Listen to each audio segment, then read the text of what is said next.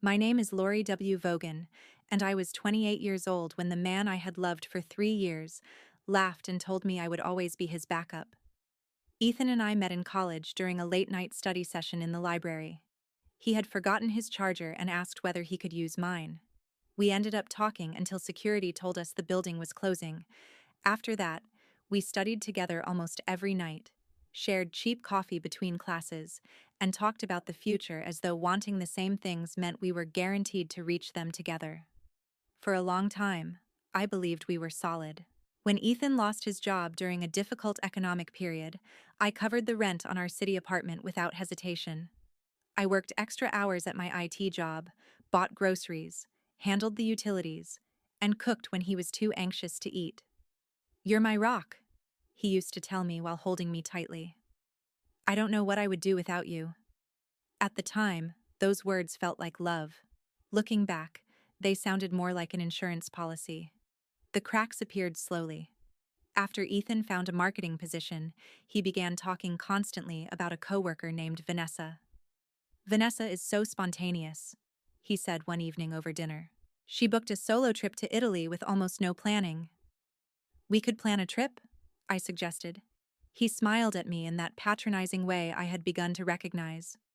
"You're more of a planning person. It's cute." Cute. Not exciting. Not passionate. Cute, like I was a dependable pet waiting beside the door. Ethan stayed late at networking events more frequently. Sometimes he came home carrying a perfume scent I did not own. Whenever I asked about it, his expression hardened. "Not everything is about you, Lori. I need room to grow."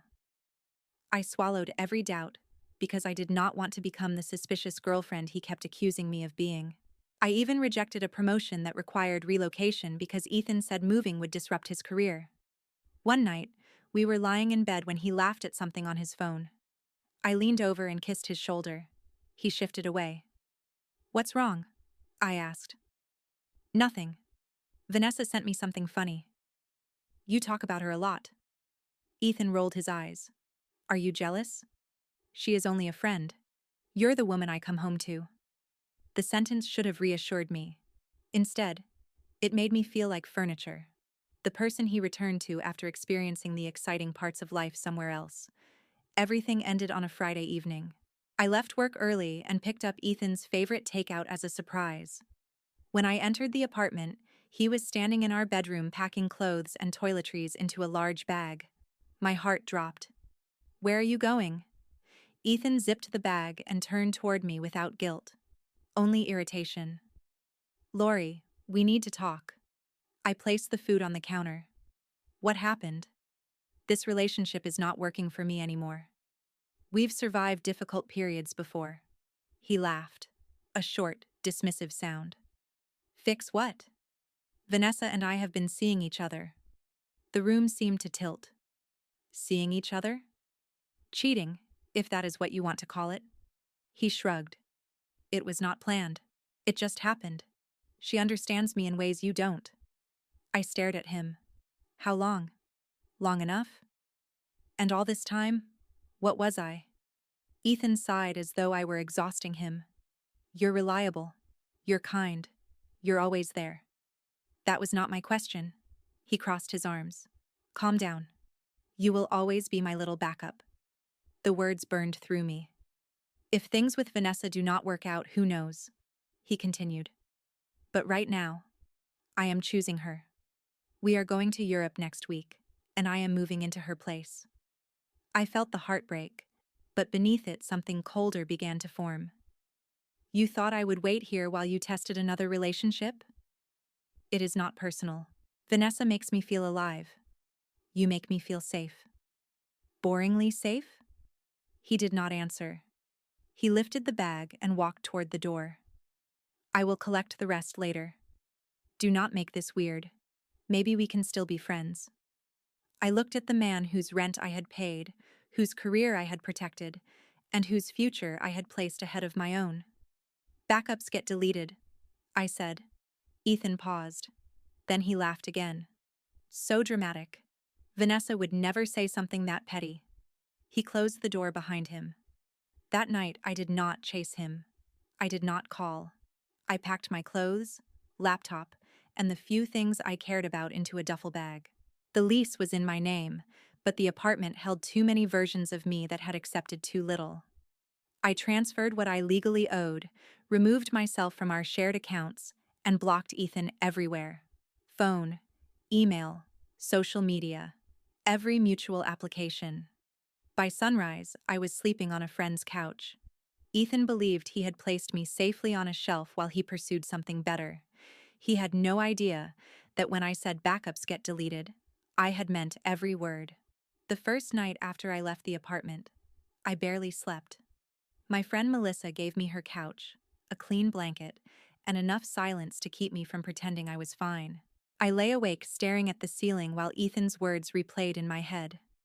My little backup. I kept asking myself how I had missed it. Then the memories began lining up.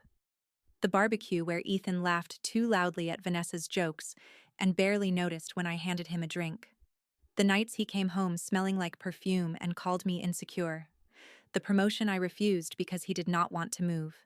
The weekends I canceled with friends because he was anxious, unemployed, or lonely. He had trained me to see sacrifice as proof of love, and I had become so proud of being dependable that I failed to notice he only valued me when I was useful. For the next week, I moved through work like a ghost. I answered support tickets, fixed system errors, and joined video meetings while part of my mind remained trapped in that apartment with the untouched takeout growing cold on the counter. Ethan made no attempt to contact me. That silence hurt more than I expected. A small part of me had believed he would come back immediately. Not because I wanted him, but because I wanted proof that losing me mattered. Instead, he disappeared into the life he had chosen. So I stopped waiting. I signed a lease on a small studio across town. It had narrow windows, second-hand cabinets, and barely enough space for a dining table, but it belonged entirely to me. I bought new sheets. I replaced the coffee mug Ethan always used. I placed my laptop on a desk beside the window and told myself that rebuilding did not have to look impressive. It only had to be mine. Then I started therapy. During my first session, I tried to explain everything without sounding foolish. I knew the signs were there, I said.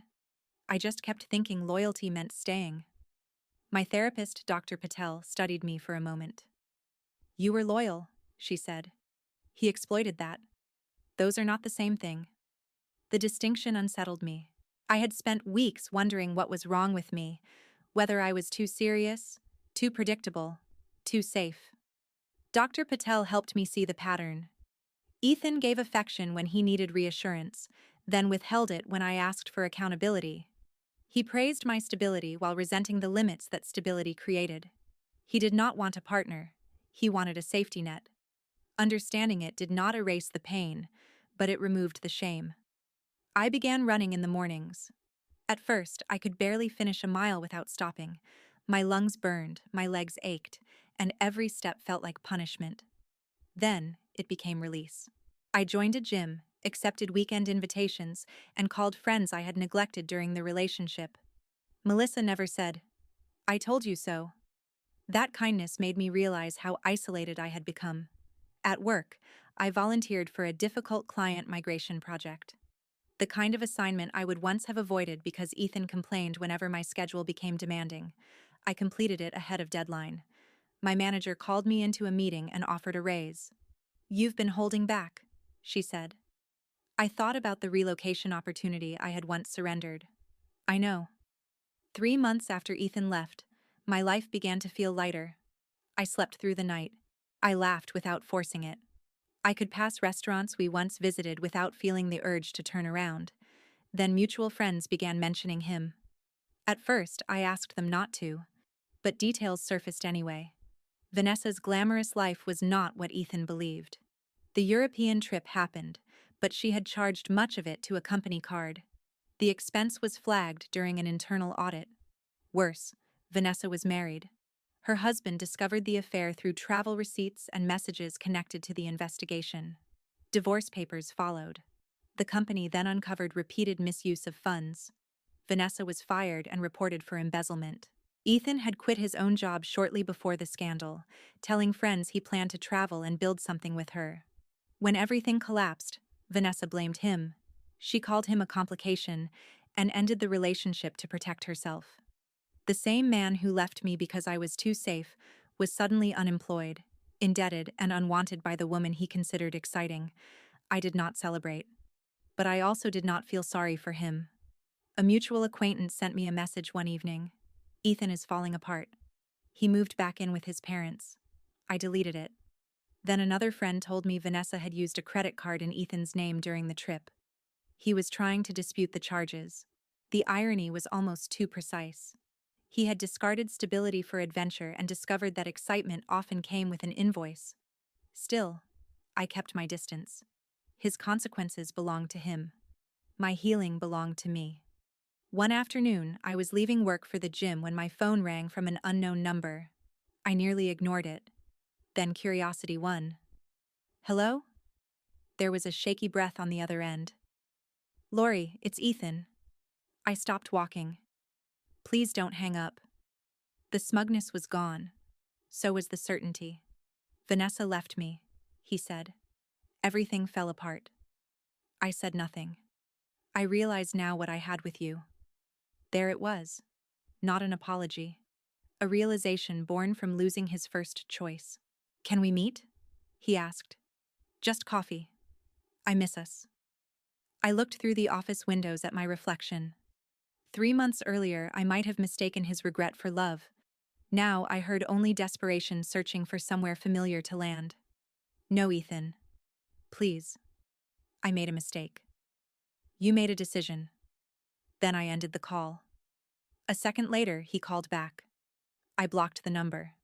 But Ethan had spent 3 years learning exactly which part of me wanted to rescue people. And he was not finished trying to reach it. Ethan did not stop after I blocked the unknown number. The first messages came through new accounts. Lori, please talk to me. I know I hurt you. I need you. That last sentence told me everything. He did not say he had changed. He said he needed me. When I ignored him, the tone shifted. Why are you doing this? This is not like you. You are supposed to be the kind one. Supposed to be. As if kindness were a permanent contract requiring me to rescue the person who had betrayed me. Then his friends began contacting me.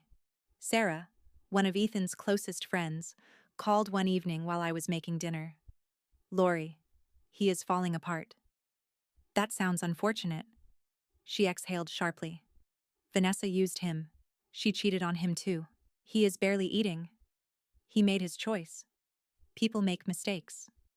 He called me his backup. He was confused. I turned off the stove. No, he was honest.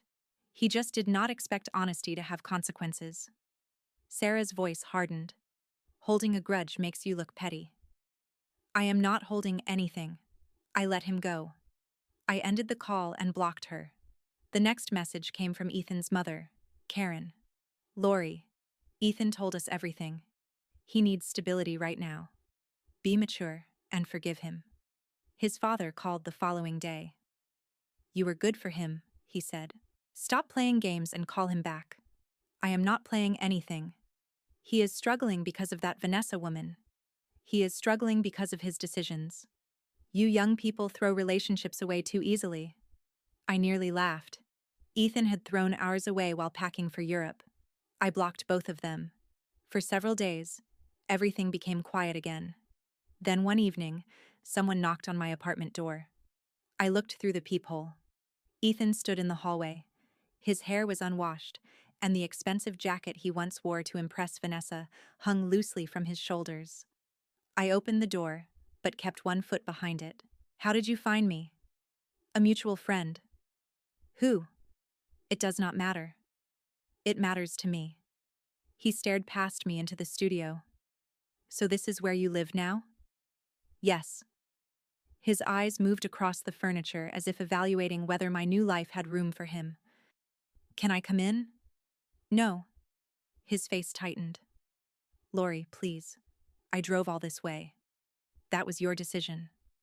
He rubbed both hands over his face. I have nothing. I stayed silent. Vanessa used a card in my name during the trip. I am thousands in debt. My parents want me out because they cannot keep covering everything. I have applied everywhere, but the scandal follows me. And what do you want from me? His eyes met mine. You were always the fixer. There it was again. Not partner, not love. Fixer. I need somewhere to stay, he continued. Just temporarily. Maybe help sorting out the debt. You understand this stuff better than I do. No. The word came easily. Ethan blinked. I am not asking you to take me back immediately.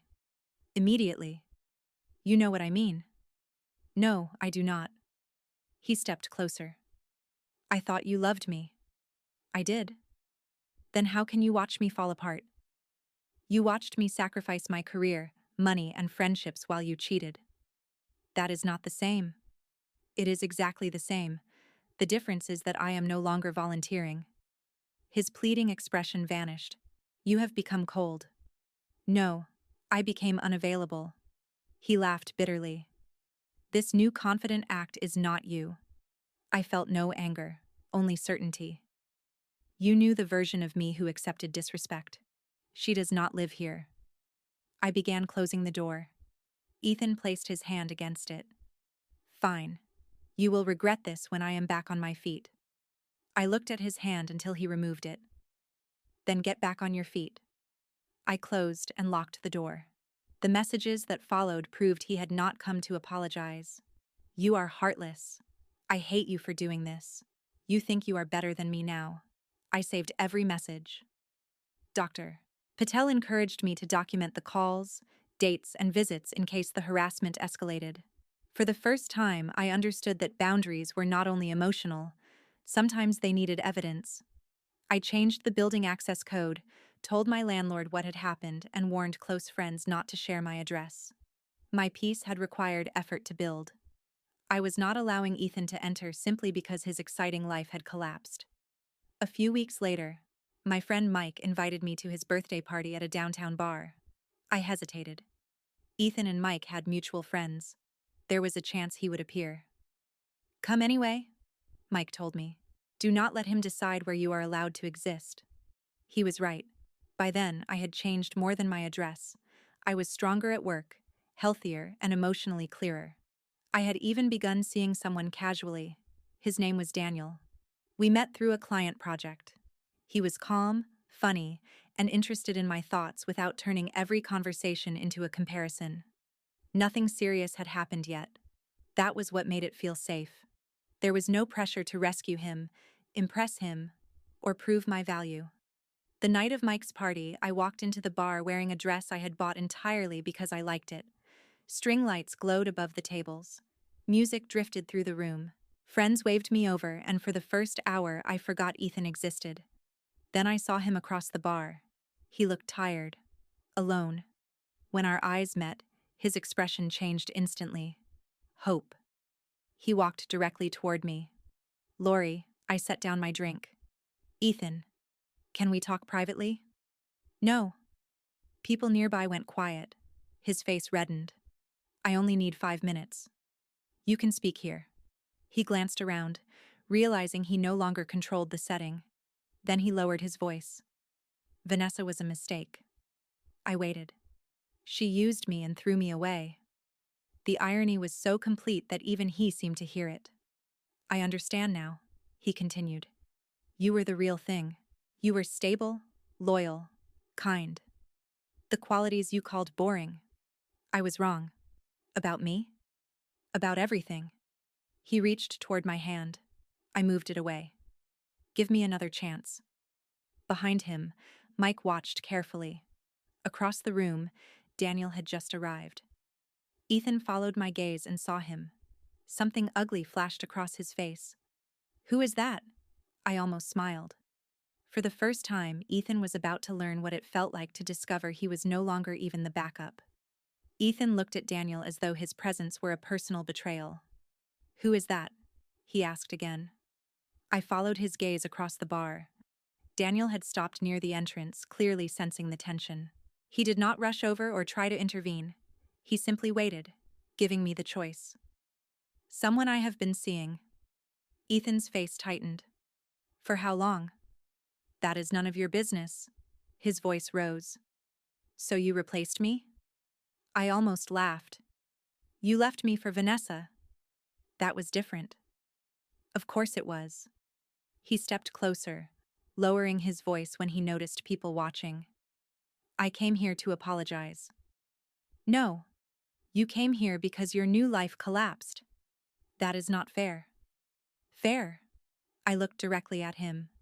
You cheated on me while I paid the rent. You let me turn down a promotion for you. Then you packed a bag, called me boring, and told me I would always be waiting in case Vanessa disappointed you. His eyes moved toward the floor. I said I was sorry. You said Vanessa was a mistake. That is not the same as admitting what you did to me. Ethan's desperation sharpened. I was confused. She made everything feel exciting. And I made everything feel safe. Yes. The answer escaped before he could stop it. I nodded slowly. That is why you are here. No, Lori. Yes. You do not miss me. You miss having someone who paid the bills, solved your problems, listened to your complaints, and stayed no matter how badly you behaved. That is not true. Then tell me what you miss about me that has nothing to do with what I did for you. His mouth opened. Nothing came out. The silence answered for him. Mike shifted beside us, but I raised one hand to show I was fine. Ethan looked around at the people watching. The humiliation finally registered. I loved you, he said. Maybe you loved knowing I would not leave. His eyes filled with anger. You think you are better than me now because you got a raise and found some rebound? Daniel heard that. He walked over calmly, but stopped several feet away. Everything okay? He asked me. Yes. Ethan looked him over with open contempt.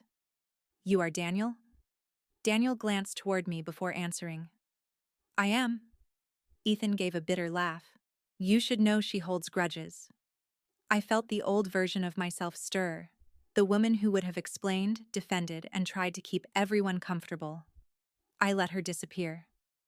Daniel does not need a warning, I said. He respects boundaries. Ethan's expression collapsed. Please, Lori, just one coffee. One real conversation without everyone watching. We had 3 years of conversations. I have changed. You came to my apartment asking for housing and money. When I said no, you called me heartless. I was scared. And when you were comfortable, you called me your backup. His face flushed. I picked up my drink. You said I would always be there if Vanessa did not work out. I was cruel. I know that. Then listen carefully. The bar had become quiet enough that I could hear the ice shifting inside someone's glass. You chose excitement over loyalty. You mocked the life I was building with you. Now Vanessa is gone, your money is gone, and you want the stability you threw away. I paused. Backups get deleted. Ethan stared at me. That is it? That was it the night you walked out. His voice cracked. So you are completely done? Yes. For a second, I saw genuine grief in his face. Maybe he finally understood what he had lost. But understanding did not create entitlement. He turned toward Daniel. You think she is perfect? Daniel answered calmly. No. I think she deserves to be treated like a person, not an emergency plan. Mike hid a smile. Ethan looked at me one last time. You will miss me. I already grieved the man I thought you were. That hurt him more than anger would have. He walked away with his shoulders lowered. No dramatic exit. No final insult.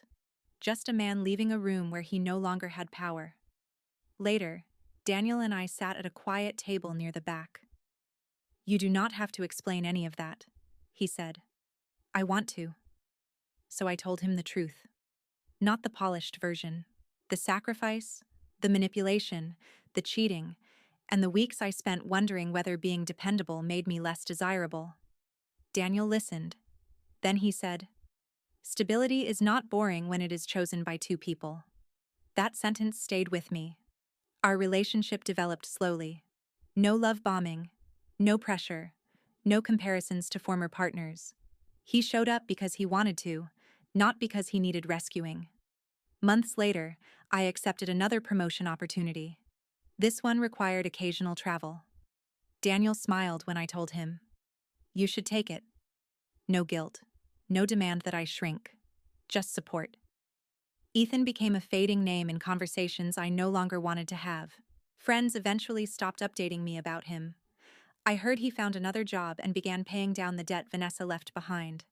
I hoped he learned something, but his growth was no longer my responsibility. I had spent years believing love meant proving how much pain I could tolerate. Now I understood that real love did not keep one person waiting on a shelf while the other chased something shinier. Being loyal never made me weak. Being dependable never made me boring. It made me valuable. And the next person allowed into my life would recognize that before asking me to sacrifice everything to prove it. Ethan thought I would always be his backup. He was wrong. I was never a backup. I was the whole system, and when I finally deleted him, my life did not collapse. It restarted.